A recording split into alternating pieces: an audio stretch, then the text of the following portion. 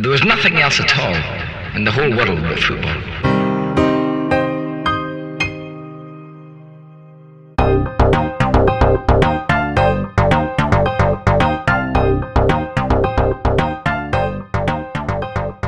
Hi guys, and welcome to the Triple F. This is the Triple F Show, where we discuss the most important and current footballing subjects. This week I am joined by regular co-host Matt to talk about the January transfer window, Premier League officiating, and a little bit about the Bundesliga. My cat Mango makes a brief appearance at the top of the show, which I'm sure all you animal lovers out there will thoroughly enjoy. So thank you very much for listening to the Triple F Show.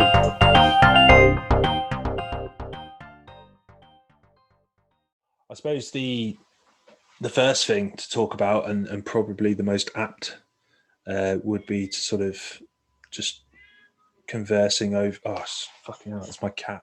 Just bear with me. I've definitely heard of me out. And I was like, is that mine or yours? No, it's mine. Bear with me. I'll be right back. This is definitely staying in. Mango, come here. If this doesn't make the edit, I'll be sorely disappointed. Mind you, that might have helped us to go viral. Interruption like that. Absolutely. But yeah, bless him. So yeah, I suppose the best place to start would be, considering we've just come out of January, would be the transfer window. What would the sort of most eye-catching transfers be for you, Matt? I'd probably it's been quite an understated transfer market, transfer window anyway. Yeah, this year for obvious reasons. I think teams are adjusting to this new social and economic climate, obviously. So they're not spending hundreds of millions of pounds on players that realistically they're going to be overvalued, and clubs just don't have the money at the moment. A lot of clubs are suffering, so it's no surprise we've seen that deflated transfer window. It's one of the quietest windows we've had in recent years, and I don't see any sign of that stopping, really, to be honest. I think in the summer as well that's going to still be the case, and I'll be very surprised if you get your big name players like your Haalands and Harry Kane was even mooted at 150 million pounds, which has just priced him out of the market. Nobody's paying that kind of money for someone like that this time round. And this January transfer window, was no different, really. I think standout for me, I like Schalke's business, but I like it just because it's kind of it's like they're getting all these old school players to sort of shore up the defence, and it shows a little bit of willing. I think we spoke about it last time, and it shows that they're at least giving it a go, and that's quite nice to see. But Ødegaard to Arsenal, I quite like. I really liked him when he was out on loan at Sociedad, and he was one of the players of their team. It was remarkable the impact he had on that team. And I think when you've got a team like Sociedad who they're not challenging for the title or anything like that, but they to replace Ødegaard with David Silva, for instance, that's the sort of measure of the man, I think, and the measure of the player, when you need to sort of turn to someone like David Silva to replace him. So he's going to be good. It's a real shame for what happened at Madrid for him. I think Zidane, his man management skills potentially lacks a little something. So hopefully, he can go back and do something, but Zidane's not the man to get the best out of him. No, he's not a Solskjaer, he's not a Nagelsmann, he's not a man manager who can actually nurture and create talent. I think Zidane was he masked by Ronaldo potentially? I don't know, but Ødegaard really suffered from his tutelage, and I think Zidane was a little disingenuous, really, to come out and say he just needs a little patience. He's had a lot of patience. his impact at Sociedad was incredible. And Mm. if that's not enough to sort of say, give me a bit of a starting berth in the Madrid side, then what is? It's yeah, it's a real shame for him. But Arsenal, I mean, how do you feel about that? Is he going to be a good fit? Do you think? Yeah, I definitely do think he is a good fit because I think for the most part of the January transfer window when it started, it was a bit of a mystery as to who we would bring in that sort of Mm, number 10 role, so to speak, mm, because we were sort of linked with a lot of players. I think Isco was one of them. Emi Buendia from Norwich was another. But I was really surprised that we had those links to Odegaard, and even more surprised when it actually came through. But mm, yeah, I mean, I think when the name was first touted, it was something that I thought it just wouldn't happen. But then when it did happen, I was chuffed and over the moon. And as you say, for his time at Real Sociedad, I think that's where he really, obviously when he first moved to Real Madrid, there was a lot of fuss about him, this young 16-year-old, yeah, the yeah, the sort of the harmful, if you will, sort of the next Messi moniker that he had over his name. But mm, he really, I think it was really at Real Sociedad, and I think a couple of stints in Holland as well sort of helped make his name. But I think at Sociedad, that was really where he staked his claim. And yeah, and I think it's because of his time in Real Sociedad that's what really excited me.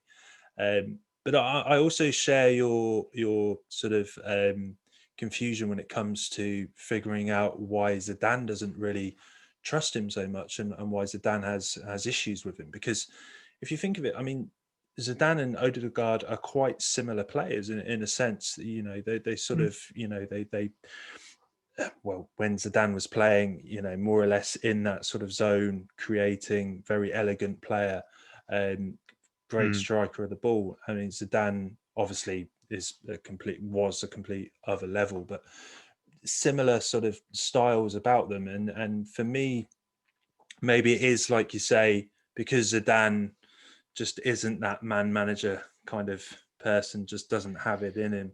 Perhaps that's where the issue lies essentially. But yeah, yeah, considering Zidane, I don't know, if I was perhaps in Zidane's shoes, I would see Odegaard as the next successor, if you will, to his mm, throne, and would expect Zidane to sort of aid him or guide him in any way, but unfortunately, it just hasn't worked out that way. But I do think, going back to Arsenal, I do think he will make an impact. It'll mm, be nice to see him start a game because I know he's only made 2 appearances off the bench so far, but it's obviously very early yeah, days yet. But I think when yeah, he does start games, that's when I think he'll make the best and the most impact. yeah.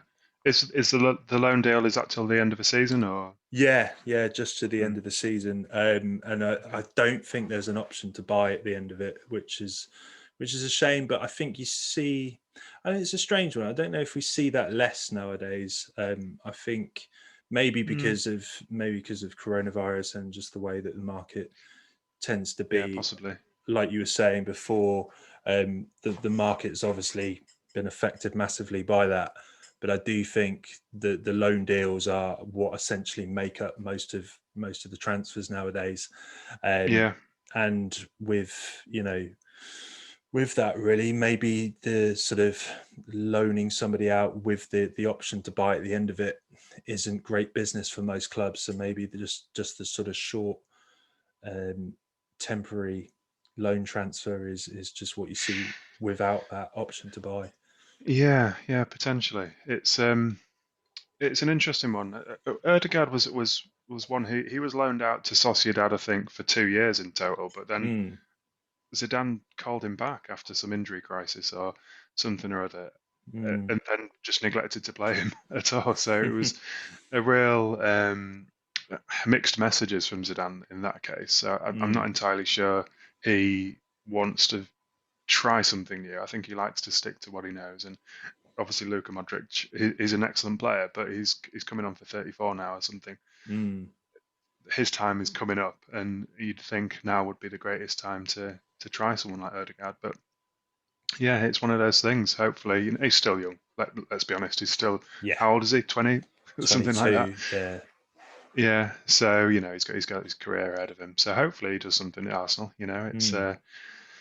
It's in a good proving ground for him. I yeah, think Arsenal will be a good team to sort of stand out and make a name for himself again. But we'll see. We'll see on that one. yeah. Definitely, I certainly hope Mm. so.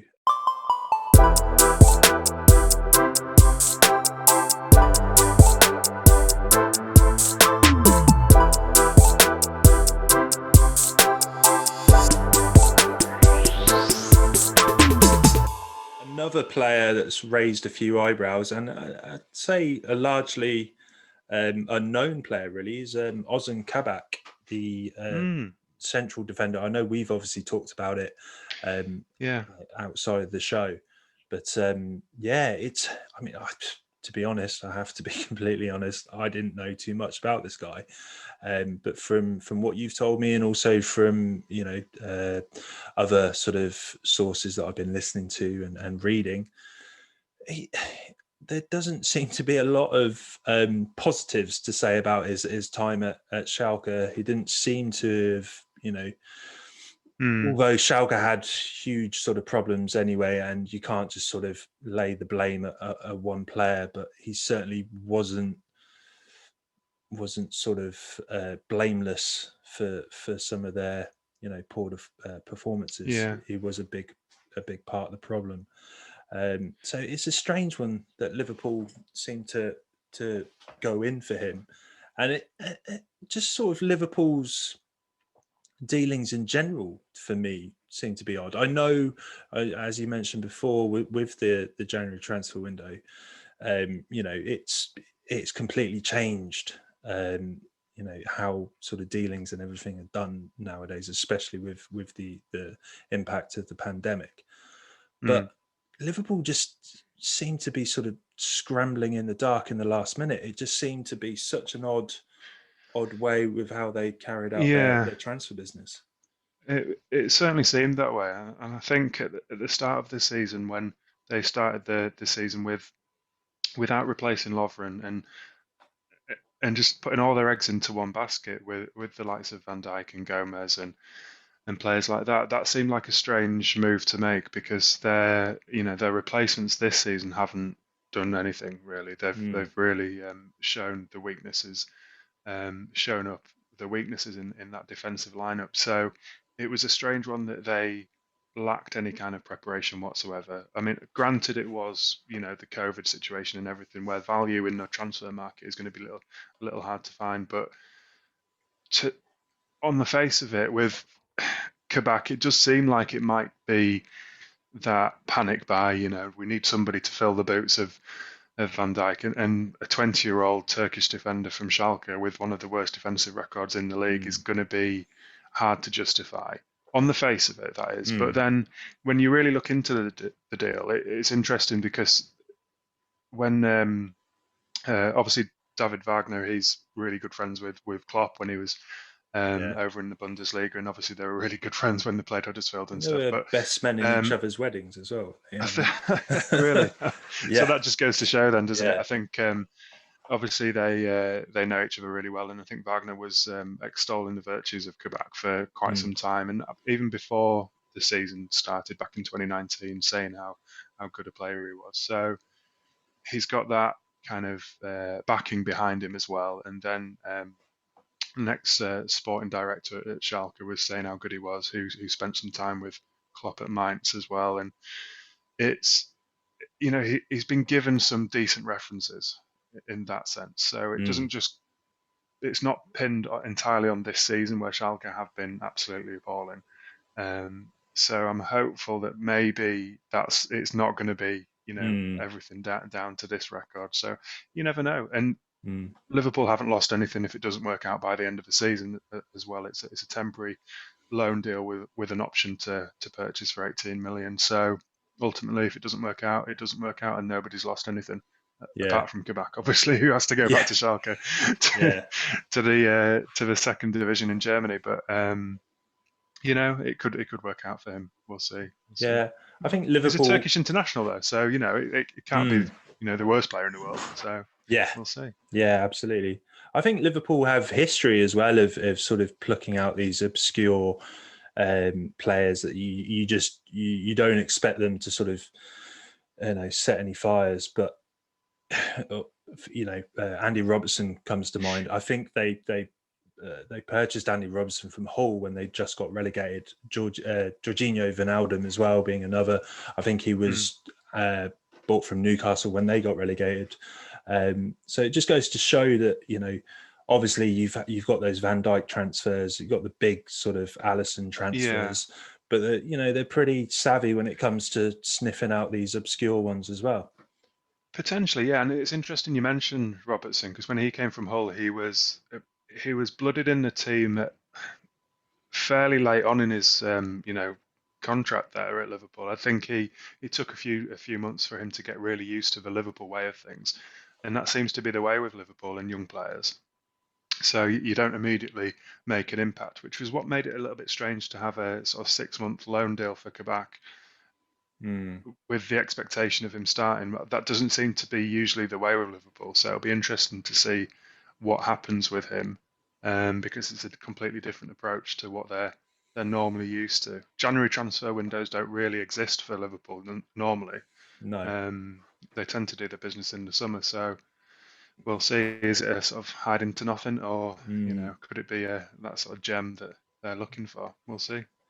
Do you think that maybe explains then why they left it so late in January? Because they're just not used to doing things in that month. Because for me, it just seemed to leave it so late. Because it wasn't. I mean, it was absolutely no surprise to the world that they needed a centre back and they needed one quickly. Mm, And why didn't they do that sooner? That for me is just an odd one for me, really. yeah, yeah, it is, and I think maybe that whole Fenway Sports Group is more business orientated. They don't see the value in buying overpriced players in the January transfer window, which explains why they went in for a loan deal for Kabak maybe. And Mm, Davies might be a bit of a bit of good business from Preston as well. So mm, it could work out for them. But yeah. it seems if you're gonna replace Van Dijk, it's impossible. Mm. Regardless of who you buy in that transfer window, you're never going to replace a No. player of that quality. He's the best defender in the world, Mm. and how else are you going to do that? You're going to have to use your imagination there. So yeah, Yeah. I think that's what they're aiming for this time Yeah. around. Yeah. And I think it could be, and it's something that I'm sure we've mentioned a few times before, is that, Mm. and it's obvious in football, just in general, you get managers that fit with the right club, and you also get players that just fit with the right club. There've been players that they go, I think Scott Mustafi is a perfect example, and we'll go on to him as well. Yeah. And Kolasinac, I think I think he is better and more equipped for a club like Schalke, and maybe Ozan Kabak, he might, it sort of goes back to what we were saying with Robertson but Wijnaldum as well, Oh yeah. where they didn't necessarily do the greatest things at sort of Mm. Newcastle and Hull respectively, but when they came into a much more ambitious team and a bigger club, that's where they might, and that's the sense with Kabak, that he might actually be a really good fit for him. Yeah. Because I think if you put Van Dijk in Schalke's team, I think you'd see a really bad player as well. It's just, it's all about the players Potentially. that are Yeah. around you. Yeah, it's Mm. and hopefully this will be a really good fit for Kabak. And like Mm. you say, I don't think Klopp would buy a bad player. Oh, obviously, every manager has done it in the past. Ferguson done it loads of times. Wenger has done it. They pluck out these players, and they're absolutely. It looks like they've never played football before, but Mm. and Klopp might do it as well. But I don't know. I have a feeling that this Kabak guy might surprise a few people, and Yeah. I hope so as well. Yeah, yeah, fingers crossed for them because they obviously need it. I was looking at a really interesting statistic from comparing the points tallies at this point in the season to the same point in last season, and Liverpool are something like 27 points behind where they were ahead of Sheffield United, who were 24 or something like that. It's a complete difference to last season. So they Mm. need something to happen. They need to turn it around because they're in danger of potentially even slipping out of those Champions League spots. So God forbid that happens. Yeah. That's going to be absolutely traumatic for them. Mm. Yeah. We've mentioned them already, Mustafi and Kolasinac, but Yeah. what's your thoughts on that sort of transfer? Because in my opinion, I do think going back there, obviously it is a level, many levels lower than Mm. where they were previously with Arsenal. But I do feel like this is a good fit. It's a very difficult task for the both of them. Obviously, Mm. it's not going to be easy, and I don't think they're going to get out of the relegation fight. I think they are going to get relegated, but it could be maybe. Would you see them sticking around if they were to go down? Potentially not, but they are at an age where they're playing their last couple of seasons now. I don't think Mm, they're necessarily going to be there for any great length of time. I think both of them are. Mustafi's on a free transfer. There's no transfer fees left in those two players now, and I think they might impress enough in that last few months of the season um, to almost sort of advertise their services elsewhere. But I don't imagine they'll want to stay in the second division there in no. the Bundesliga too. So well, it'll be yeah, difficult to imagine that happening. I Mm, would imagine. I don't think yeah. they're going to turn it around anyway. I don't think they're going to necessarily change the fortunes of Schalke. I think that's a Mm, foregone conclusion. So it is literally just some game time, really, isn't it? It's like mm, you know a player's career seems to have that sort of cyclical nature. You start out at 16, 17-year old on loan at mm, some random sort of obscure struggling club, and then you have your career, and then towards the end when you're nearing retirement you do the same again, and I think it's that kind of pattern that's mm. happening with those two. So yeah, I reckon that's going to be the case for them. Do you think it perhaps suggests that um, obviously they knew the task that was in hand before they went to Schalke, Mm, and they must have known that they weren't going to get them, or they'd have to almost miracles would have to occur for them to sort of fight off relegation. But do you think this is more perhaps as a sort of advertisement for other clubs, for other potential transfers for them to sort of put themselves in the shop window essentially? yeah, I think so. I think that's probably a fair argument, like I was saying. Yeah, but um, then they're not getting game time at Arsenal. They're not going to play any minutes under Arteta at Arsenal. So you know, honestly, maybe they just want some game time. They want to Mm, play some football before it's too late because at the rate they were going at Arsenal, they weren't going to pick up any minutes on the pitch. no. Schalke's a perfect opportunity to do that. Mm, They're struggling. They're old heads on relatively fit, shoulders. So they're yeah. going to be at least playing a few minutes there. So it's going to give them the opportunity to get some game time under the belts before Mm, they start thinking about the retirement there. yeah. Another one, fairly old. I think he's 33 now, but incredible in his glory days, shall we say? Sami Mm, Khedira, when yeah. he did amazing things for Real Madrid, great things for Juve, and now Mm. he's got himself is it a loan deal, I believe, to Hertha Berlin. Is it No, something? I think it's a free transfer, isn't it, yeah, from yeah. So Juve to Hertha? Yeah. it's gone on a free transfer to Hertha Berlin. What's your thoughts on that one? I think it's quite a good move. He's like Mm, you say, he's what is he, 33, 34? yeah. Hasn't played for Juventus all season. You know, had his injury sort of scares last season. I think in 2019 he had his heart trouble, didn't he? I think he was having some kind of surgery on his heart for some kind of murmur or Mm, something, which obviously must have frightened him a little bit. But having not played this season, unlikely to feature for Juve anytime soon. I think it makes sense to go back to the Bundesliga. It's been 10 years, you know. He Mm. knows it. He knows the league. He's going to fit in quite nicely there.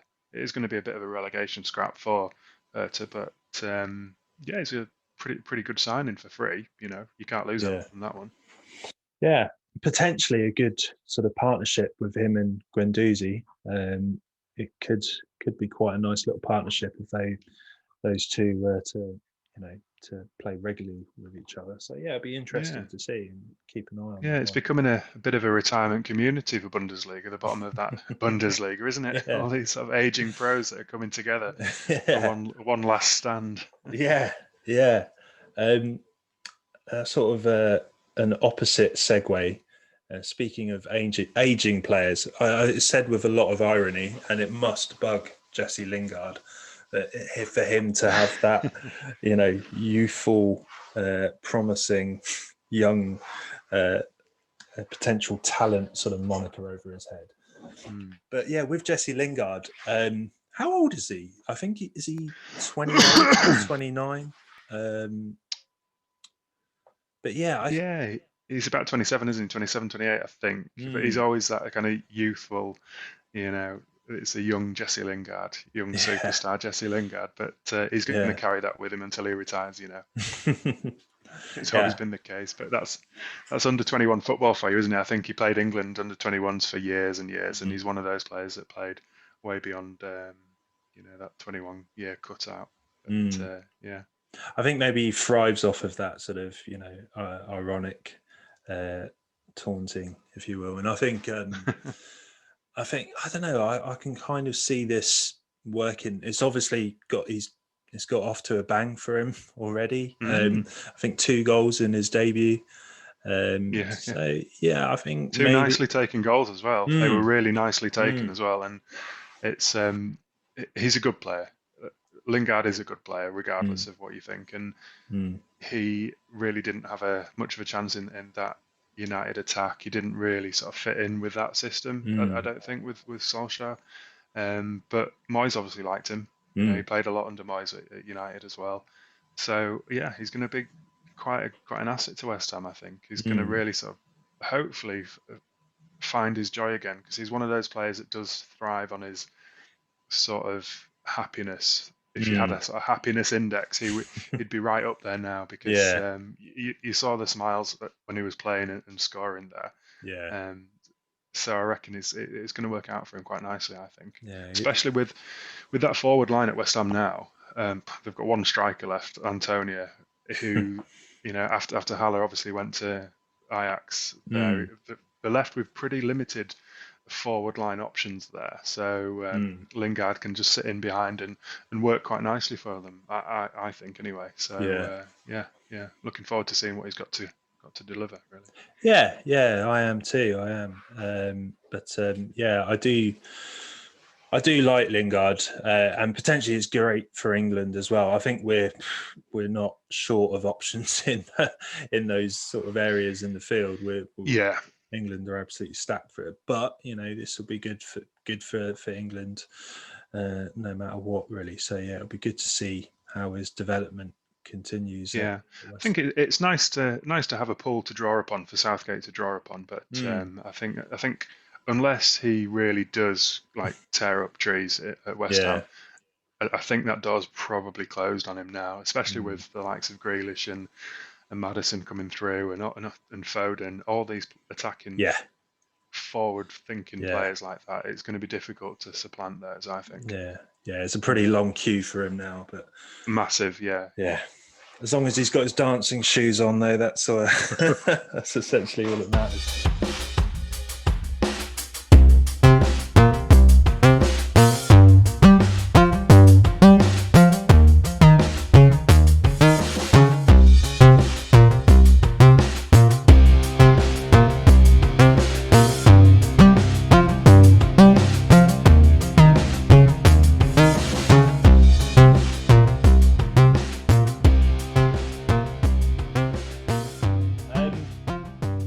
You sort of mentioned his name already, but with Sebastian Haller, I actually found that to be a really good fit for him and Ajax, because Mm, I think with Ajax have sort of struggled for that position for a few years. I think Dusan Tadic was predominantly their sort of number 9, their out and out striker, but I think he's much more suited to a sort of number 10 role. And I think they were using a very young but very promising player in Traore. I think Lassina Traore is about 18 years old, and you can tell he's sort of learning his trade. He's obviously got a lot of potential in him, but with Haller, he's just your perfect sort of target striker, and I think that's essentially what Ajax needed, and I think that's going to do them wonders in the next unforeseeable future, really. So yeah, it's good to see that. Yeah, it seems like it might work out. He's had 6 games, I think, for Ajax so far. He's got 4 assists and 2 goals so far. That's a pretty decent record. It's nothing to sniff at. He had something like 10 in 48, 49 games for West Ham. That's, that wasn't a great record in the Premier League. So, it seems to be working for him in Ajax. So we'll see on that one. I think West Ham really sort of struggled with him. I think they paid something like, was it 45 million for him from Frankfurt, and then sold him for 20. So they lost a lot of money on him in about a year and a half, I think it was. I think it was only 2019 when he came. So for whatever reason, it didn't work out. It didn't sell. Must be a way of life thing or something. I don't know, but it was a shame to see him not thrive, because he did well at Frankfurt and he's doing well now at Ajax. So there's a good player there. It's just a shame. It's a shame we won't see him in Europe though, with the administrative error, which means he won't be playing in the Europa League, which is absolutely mind-boggling. Please tell Ajax me. didn't register it. Really? It was. Really? Was it last? I think it was a couple of Wednesdays ago. They forgot to register him for the Europa League, so the paperwork was submitted. The deadline had passed, and he'd not been registered. So he's literally just got domestic football. What a gaff this season, and obviously they obviously registered the keeper there, that Onana, whoever it was. Onana, who's now banned for God knows how long. So they're really, someone needs sorting out in that back office there, because something's going wrong there. Yeah, that was a weird one with Onana, because from what I've read, my girlfriend, because she has absolutely no interest in football at all. So it's a pretty big deal when she's sort of reading stories and getting interested in it. Yeah. But she was telling me that it's absolutely ridiculous, because I think the governing body, they actually said, and they agreed with Onana, it's fine, what you did was, it was an accident, because I think what he ended up doing was taking his wife's medication, because it had aspirin in it, and he thought it was fine to have, which sounds fairly, innocent and innocuous. But and then the governing body, they kind of agreed with it. They said it was it was a mistake and so forth.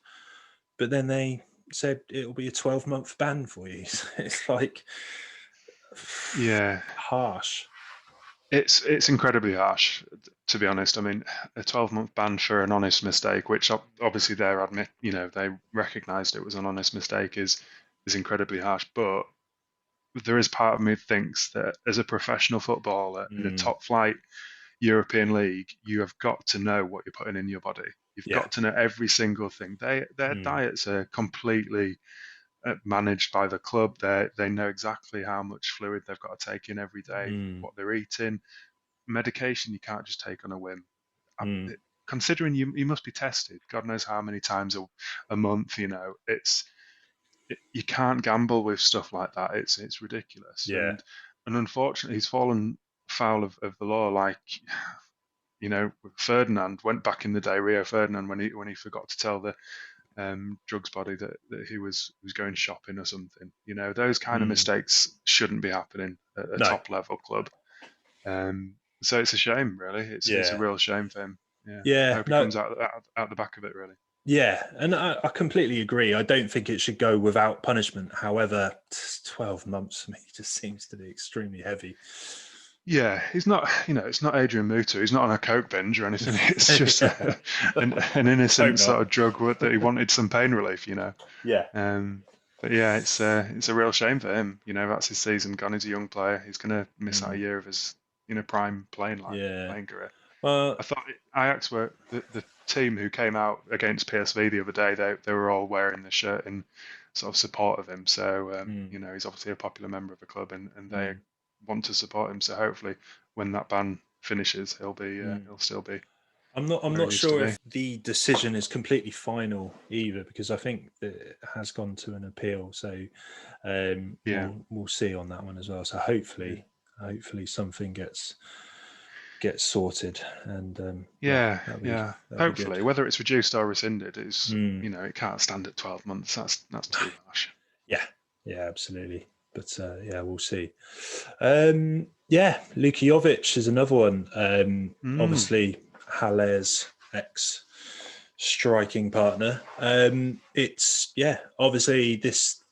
It seems a bit weird, sort of bringing up Jovic's name, because we've talked about him before, and I think he went back there, quite early on in the January transfer window. So it's but it seems to be great for Jovic, because he was obviously had an absolute mm, nightmare at Real. But it just seems to be an absolute fit for him at Eintracht. And I think there's a few new additions at Frankfurt that weren't there on his in his previous term. So the likes of Andre Silva, I think that it's just showing real good promise, mm. and I think Jovic being back there, because I think with Frankfurt they seem to.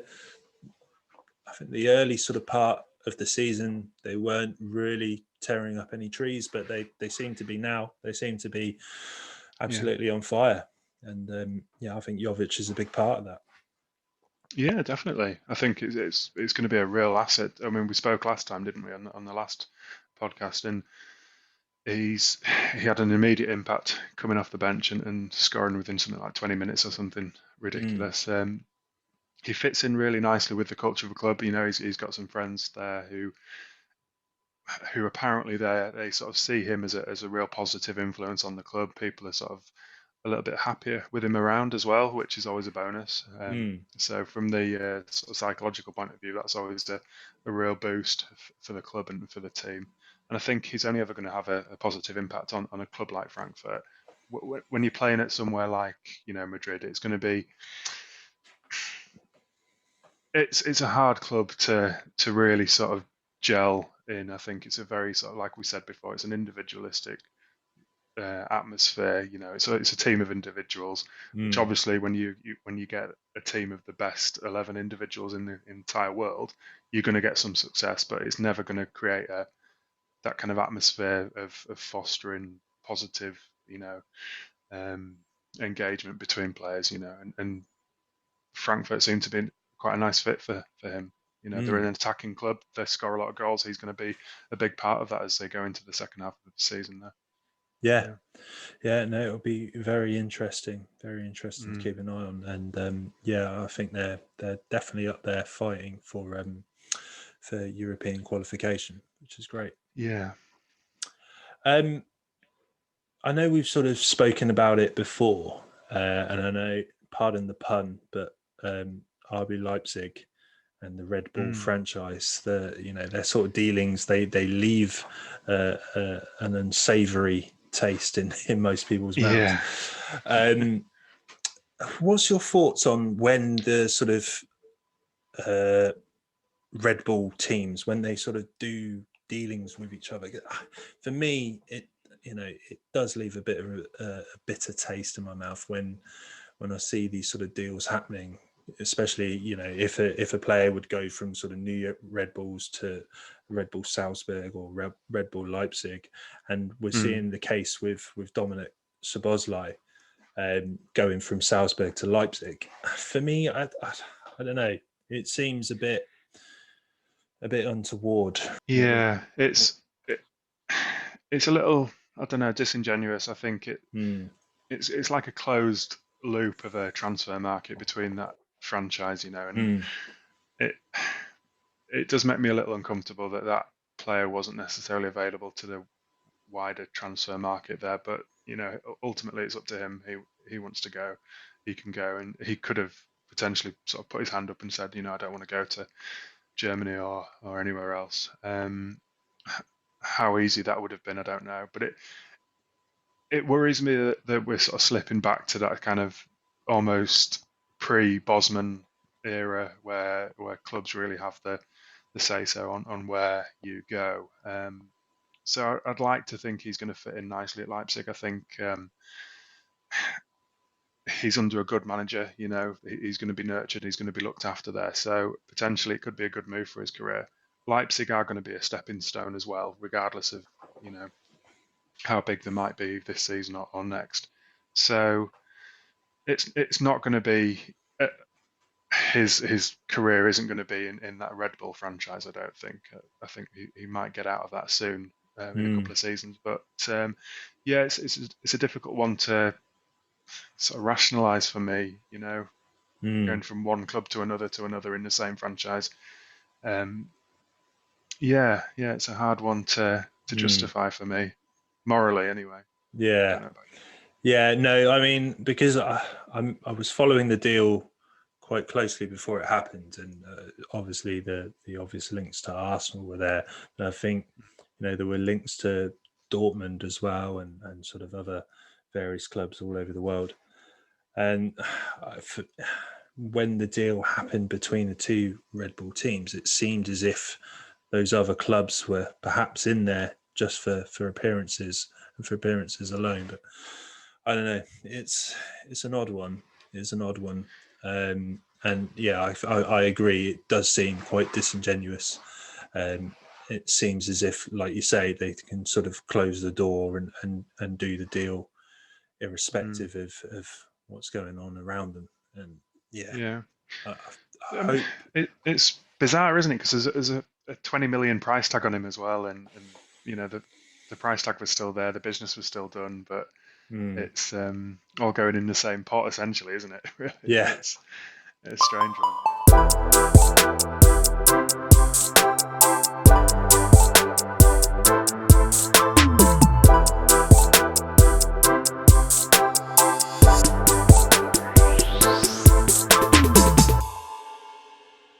Right, let's talk the fun stuff. Refereeing, Matt, what's your thoughts on the current state of affairs when it comes to officiating in the Premier League? Officiating in the Premier League has been an interesting one for a number of seasons, I think, and it's only the standards have started to slip. I think the quality and the consistency of refereeing has slipped for a number of seasons. Then you've got VAR added into the mix, which just makes things 100% worse in terms of the standard of refereeing, because referees aren't prepared to make those big calls unless they have the backup of VAR behind them. If they've got that, they can be sort of confident that any mistakes they do make will be picked up by VAR. When VAR happens, we're waiting 5 minutes again for a decision, so that makes it a bit more frustrating as well. But I think, given the increased pace of the Premier League at the moment, I think it seems to be quicker, it seems to be faster, there's more goals, there's more attacks, there's more going on. Referees are struggling to keep pace with that, and they are making a few mistakes. They're trying to, I think, cut back on the intervention of VAR a little bit, I suppose, in that sense, and that's when they get the mistakes made as well, because they're making the wrong calls, which we've seen in recent weeks, and that's a real shame, because you need that consistency. Otherwise, what's the point in playing the game? If you're playing with a rigged game, it's difficult to get any sense of enjoyment out of that. When you've got real soft tackles, as an Arsenal fan, you'd have really struggled with that David Luiz sending off and penalty, I think. Yannick Bednarek, he struggled as well at Southampton with that one against Man United, and I think we're just going to see more of it. It's going to be a season of that. It's going to be a season of refereeing mistakes and errors throughout, I think. Yeah. Let's speak about that David Luiz and sort of Bednarek comparison, because for me, yes, the officiating was controversial, was perhaps arguably poor. But I can kind of, when it comes to Louise, let's speak about that specifically. When it came to that decision, I kind of understood the penalty. I definitely understood the penalty. What I didn't understand was the red card afterwards. I don't understand why that was a red card. Yes, the rules are there, and he was following the rule book, but I think this is where the issue is. It's the rules that are sort of set in place and set in stone. They're the problem. They're causing these issues. It's these rules that definitely they need to be looked at, and they need to be sort of changed. And maybe these rules, they haven't been changed enough, or they haven't been tinkered enough in order to, like you mentioned before, suit the pace of the game, because it just doesn't seem to be working at all. And I think when you put that rule in place, and I think what frustrated me the most as a football fan, not just as an Arsenal fan, but to see that Bednarek's red card was overturned. However, David Luiz wasn't. And I'm sorry, but there was a hell of a lot more contact on the Bednarek foul than there was with David Luiz's. And I mean, if you can tell me what the difference is between the two and why one was overturned and the other wasn't, I'd love to know, because I'm still scratching my head about it to this day. Yeah, it's a difficult one to sort of get straight in your head, isn't it, really? But I suppose if you were to be kind to the referees, in essentially a black and white issue, that was it a denial of a goal scoring opportunity? The last man in the line, I think, potentially, yeah. So that's a red card in itself, denying that goal scoring opportunity. So are they left with any choice? Is it more that the rule book needs changing rather than the standard of the officiating? Potentially that might be the issue there. So yeah, for both of them, it was a harsh decision, but according to the letter of the law, was it potentially correct? Could well be, I think. Yeah, and I do think to the letter of the law, but it's the letter of the law that I have the problem with, and that's exactly. That's the issue. Yeah, definitely. And I think some of these rules are so hard to understand because everything changes so quickly, doesn't it? Every week there seems to be a new rule, and you have a whole new set of guidelines to try and read and understand before the matches start on that game week. And it's really hard to keep up with the pace of that. They need to make up their mind and really sort of stick with a real standard set of rules that people can understand and appreciate, because it's all over the place at the minute. It's hard to keep track of. There's a really good for those who sort of want a real good explanation of the laws of the game. Dale Johnson on Twitter is a really good follow. He's a sports reporter, but he's got a really good sort of grasp and understanding of particularly offside laws and VAR and everything like that. So I definitely encourage you to have a look at him, because he sort of explains all the weekend's controversial decisions every Monday, and it's fantastic because it's been completely invaluable this season. I need an expert to explain everything to me, because I can't make head and a tail of it. I'll definitely give him a follow. But I mean, speaking of offside, I think that's one as well where I just, this sort of line technology just isn't doing the job. What would your kind of solution be if you had to, come up and muster up some sort of solution if you could? Yeah, it's a hard one. I mean, I guess VAR has a pretty strictly defined criteria for offside. So if you are offside, you are technically offside. But then where does that line end? I mean, it's only recently been determined that it's I think the armpit, is it? Now, or something like that. So is the armpit in front of that defender? The question with that is the attacker really, gaining any sort of advantage with that at all? For me, it just doesn't seem to be the case at all. No, potentially not, because in certain attacking sort of scenarios, that isn't going to give you an advantage just having No. an armpit. It could be that the body's completely in the wrong direction Mm. and that you're facing the other way. So you have to turn your entire body in order to face the goal. So you Mm. could be, half a yard out of that defensive line, and then you're going to be, buggered anyway. So Mm. it's there needs to be some kind of more common sense approach to that offside rule, Mm. because that armpit law is not working at the moment, and I think fans especially aren't appreciating that. I don't think Mm. most of those sort of close offside decisions, I think fans of either side they're not going to begrudge um, a more common sense approach to it, I think. Yeah. I I think there was, I don't know how many seasons it was, but when they had the sort of daylight rule in place, I think it was going back a few years now, but I think it seemed to work quite well, and I'm pretty sure it can be.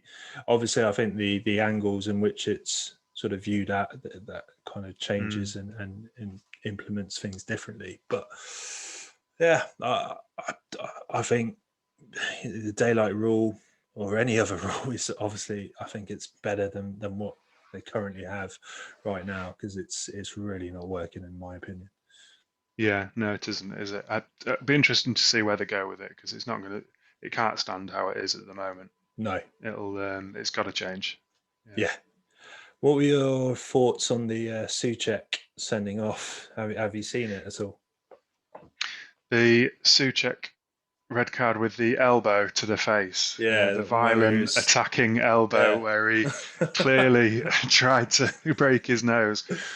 No, it was completely Yeah. ridiculous. Yeah. He evidently, obviously, he was sort of raising his elbow to get over Yeah, it reminded me of behind it. when you're in a cinema and you're trying to impress a girl, and Yeah, you do the yawn and put your arm over the girl without them knowing. yeah. Yeah. Although, I mean, if I did that in the cinema and then elbowed the girl in the nose, I think that would probably be an end to the date Yeah. pretty swiftly. But yeah, it was a real difficult one to swallow. Mm, That one, I think mm, anybody who could see it could clearly see what he was mm, doing, and the amount of time that Mike Dean took on going to the side monitor at the side of the pitch to review it, and it was replay after replay, and you could just mm, sort of sense the frustration in the commentary team. You could sense the frustration on the pitch almost, because it was clear what was happening. mm, Yet he still came to that decision that it was a sending off. mm, Maybe he was sort of thinking, well, if I'm wrong, it'll get rescinded anyway. There's no harm, no foul. But mm. at the end of the day, that was a real strange one for Mike Dean to do. But then he Yeah. is card happy anyway. He loves the sending off anyway. So Yeah. he's probably more prone to getting his red card out rather than taking a bit more of a common sense approach, which Yeah. it seems to be lacking. But yeah, it was definitely a strange one for me. Yeah. Yeah. I didn't understand it, and obviously, I think Dean received sort of death threats and stuff afterwards, Mm, which is is completely unacceptable, and that shouldn't happen at yeah, all. yeah, And it's ridiculous. Yeah, yeah, the man made a mistake, but you shouldn't cross the line in that way. But you know, and I think maybe perhaps with Dean, when he was looking at that, I think it's essentially where VAR causes this issue, is that if you look at something over and over and over and over, you'll make a mountain out of a molehill, and I think yeah. that's essentially what happened with Dean. And Mm. Was the thing that I didn't understand was the replay was in almost slow motion, and everything clearly looks worse in slow motion. So if you yeah, slow it down enough, you can clearly show intent, you can clearly show a violent act, but in real time, it was perfectly innocuous. yeah, So that's what I didn't understand as well, why the replay was in such a sort of slow motion, repetitive um, display. It was really strange, that one for me. yeah, And but the way that Mike Dean's been treated afterwards, and all the hate mail and death yeah, threats and things like that he's received, are just yeah, it's just sickening, really. And I know he's not the most liked referee in Premier League history. He's he's got that kind of image of trying to make the whole game about him, and nobody particularly likes him. He's a hard man to like, shall we say? Let's just leave it at that. But to send death threats to a referee, I mean, come on, it's ridiculous. Yeah, it is an odd one. It is an odd one, but Yeah. that's the ugly part of the game, unfortunately. And it's one ugly part of the game. I mean, Yeah. obviously, there's God knows how much going on at the minute. It's just really disheartening to see, and it is just one aspect of a real ugly side of football, which is really making me, I don't know, question whether I want to be watching football at this stage. It's a hard one. Yeah, it is. It is hard to sort of digest at the moment, and I think it seems to be a common theme that obviously the lack of fans in the I'd say zero fans in stadiums at the moment is the atmosphere is gone, the game is completely changed, and then you sort of add VAR into that and so on and so on. But then you add all the political problems, especially with the Black Lives Matter sort of protest and things such as that, and then the sort of backlash from the fans. Those are essentially sort of for a lot of fans, for a lot of decent fans with sort of moral upstanding, it's kind of like the sort of last straw on the camel's back in a sense. For me, it's hard to kind of draw any kind of fun out of the game at the moment. It's not easy, but when you have stuff like that sort of thrown into the mix as well, it makes it harder. It really does. Yeah, it does. It does. I can't understand the mentality of people like the racists that are out there at the minute.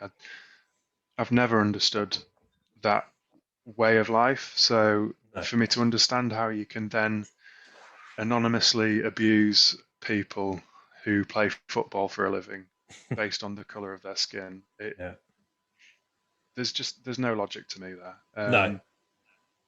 And it just I worry. I kind of wondered to myself, what am I going to do about it? What can I do about it?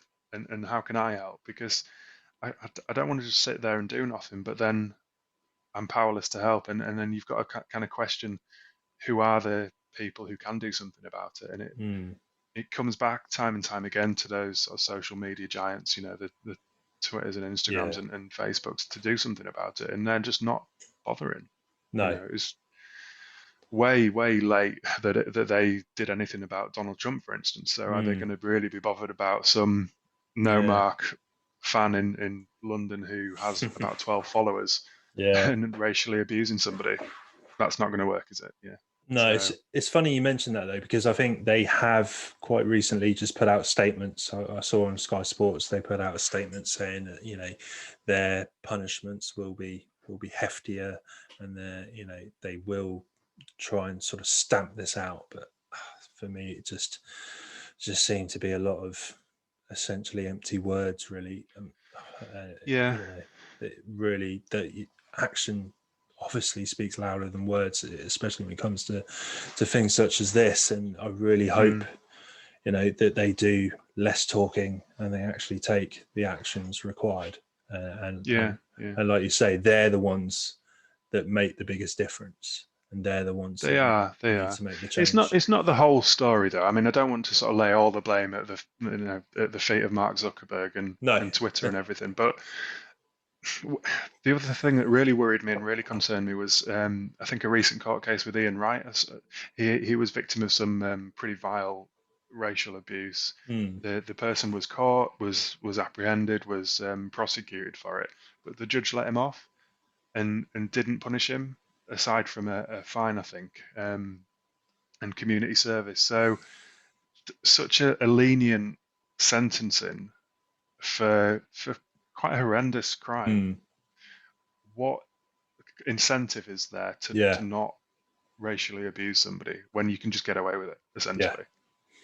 It makes no sense to me. So structurally in society, I think there needs to be a different approach to it, and there needs to be a harder line on people like that, because they're not learning the consequences of their actions.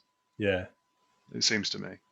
Yeah, no, I completely, wholeheartedly agree. It needs to be a conscious effort from the parties that matter, such as the legal systems, such as social, cultural systems. All of all these big mechanical systems really need to do their part, because if one of them fails, then the whole thing collapses. So, yeah, it needs to be a balanced commitment, and Yeah.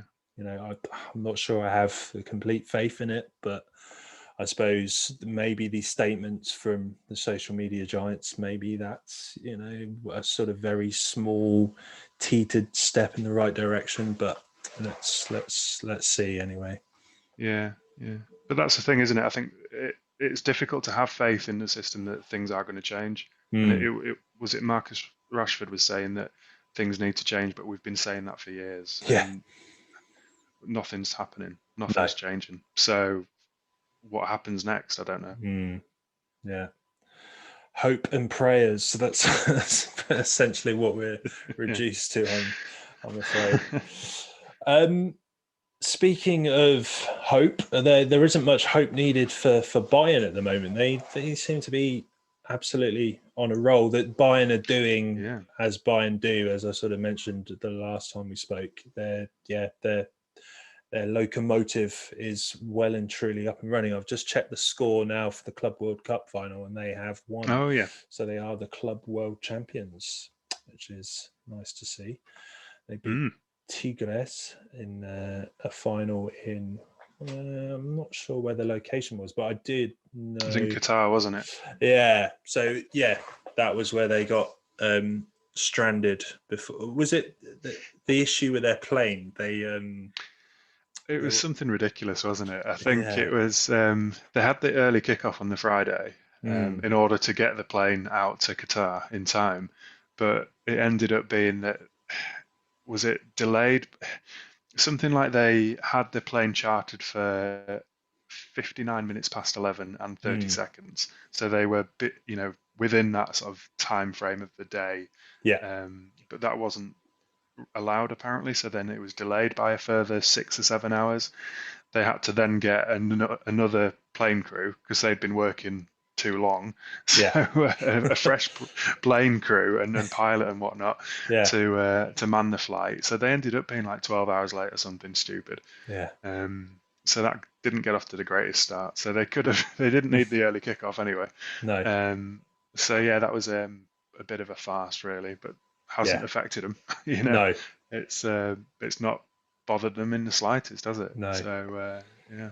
Yeah, it's just a measure of what an incredible sort of set and unit of players they are. Mm, And Lewandowski is, I'm fairly sure his DNA needs to be taken to a lab fairly soon, because the guy is bionic. I'm certain of it. The man is bionic. mm, He's absolutely incredible.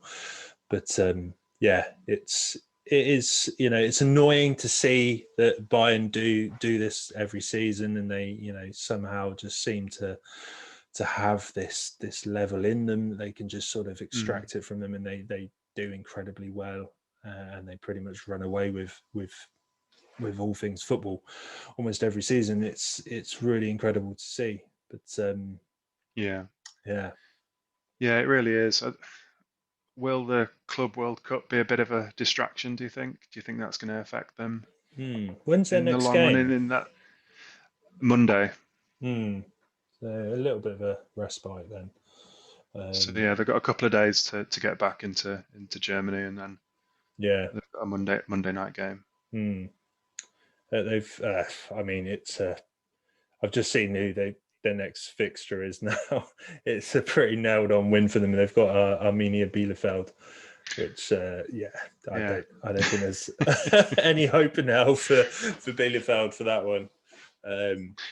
But Yeah, uh, it potentially couldn't have been easier, an easier yeah, welcoming party for them, could it really? But no, maybe yeah, Bielefeld will be praying that they get another plane delay on the way home.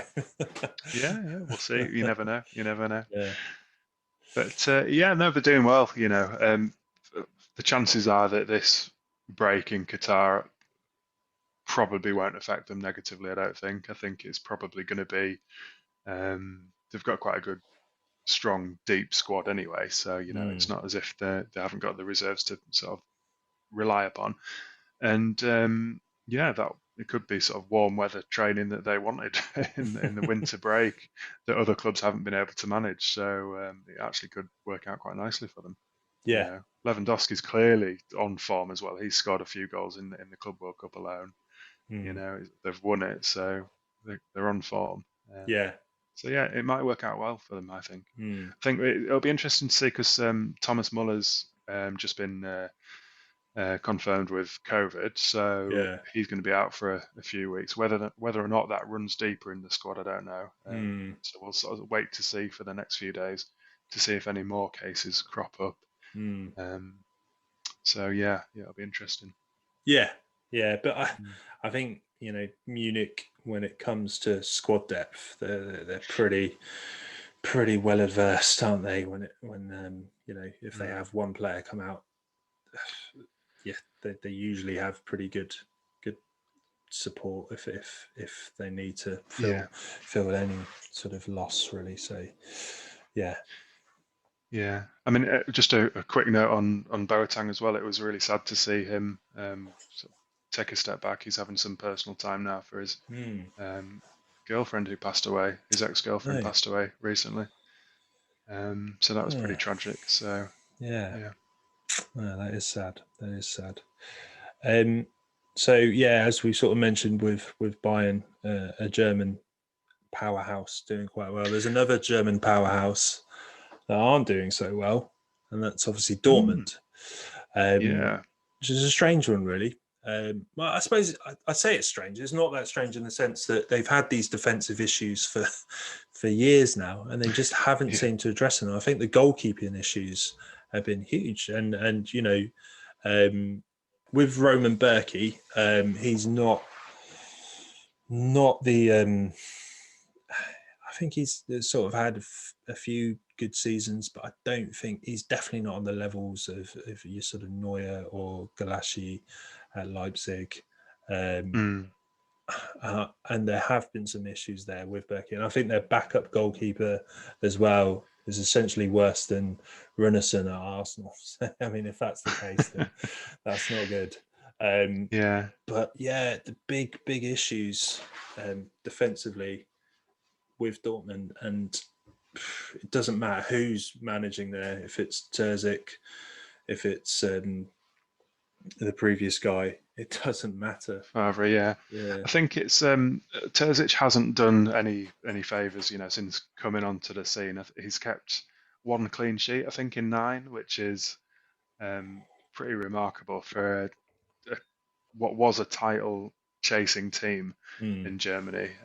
He's lost 4 in 9. It's no record to be proud of, and I think he's even a couple of days ago had that dreaded vote of confidence from the board as well. So he's not likely to last till the end of the season, I don't think. At the moment, I think he's on his last legs really with Dortmund.